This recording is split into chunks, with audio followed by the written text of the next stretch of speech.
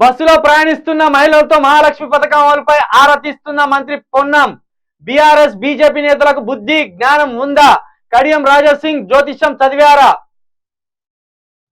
చదివారా? ప్రభుత్వం కూలిపోతుందని వ్యాఖ్యలేమిటి? ఇలాంటివి కాంగ్రెస్ సర్కార్ ఉపేక్షించబోదు. బీఆర్ఎస్ ప్రభుత్వం ఆర్టీసీని నిర్వీర్యం చేసింది. అయ్యా మీరు చేసిన చేయను కానీ ఆర్టీసీని ప్రభుత్వం ఉద్యోగస్తులుగా వాళ్ళే గుర్తించిండ్రు. మీ హయాంలో మీరు చేసినా లేదో కానీ వాళ్ళైతే ప్రభుత్వ ఉద్యోగులు వాళ్ళు గుర్తించిన 42,000 మంది ఆర్టీసీ కార్మికులు ఒక్కసారిగా ప్రభుత్వ ఉద్యోగులుగా మారిపోయినారు. వాళ్ళు ఇక వాళ్ళకి సరిగ్గా శాలరీ వేసుడు ఒక్కటి చేయర్రి, ఈ ఆర్టీసీని కూడా లాభాల్లోకి తెచ్చి పని చేయర్రి. వాళ్ళు చేసిన ఘనకార్యం మీద వాళ్ళు చేసింది కానీ మీరన్నా మంచి పని చేయరు జర. ఇట్లా రోజుకో మంది తిరగాలి వీళ్ళకి. ఖాళీ ఉన్న బస్సు ఎక్కదు మీరు. మహిళలు కొట్టుకుంటారు చూడు, మొత్తం జుట్టు బయట గసండి దాంట్లోకి ఎక్కితే మీ జుట్లు ఉడబీకి పంపుతారు బయటికి.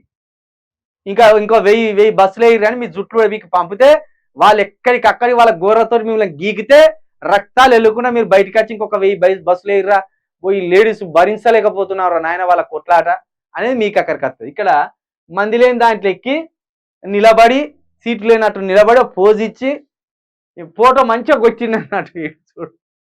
వాళ్ళేమో ఒక్క బస్సు ఖాళీ లేదు, విపరీతమైన రద్దీ ఉన్నది. మొత్తం మొగోళ్ళు కూర్చునే సీట్ల దాకా ఆడోళ్ళే ఉన్నారు. మరి వీళ్ళకెట్లా ఖాళీ బస్సు దొరికింది? ఫోటోలు కొట్టుకుంటాం, ఒక 4 నిమిషాలే ఉంటాం అమ్మా అని బతిలాడితే ఆ స్త్రీలు ఎక్కనిచ్చినట్టున్నారు. ఇది రోజులు చేయాలి. 119 మంది ఎమ్మెల్యేలు రోజుకొక సెంటర్లో రోజుకొక బస్సు ఎక్కాలి. ఎక్కితే ఉచిత బస్సు ప్రయాణం వల్ల మగవారు ఎంత ఇబ్బంది పడతానో మీకు తెలుస్తుంది. మగవారు ఎంత ఇబ్బంది పడుతుందో తెలిసిన తర్వాత ఉచిత బస్సు ప్రయాణం ఉంచాలా పీకేయాలని మీకు తెలుస్తుంది. 119 మంది ఎమ్మెల్యేలు తిరగాలి, రోజుకొక సెంటర్లో తిరగాలి.